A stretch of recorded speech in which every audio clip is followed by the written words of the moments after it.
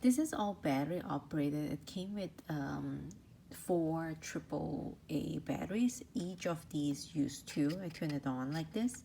I'm just gonna use the vibration portion, and you can see. So it signals really nicely.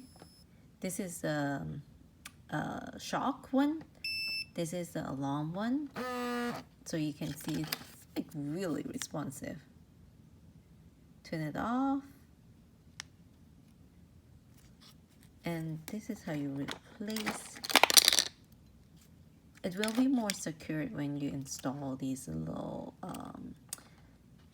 metal points, I would say. I'm just gonna take it off right now. And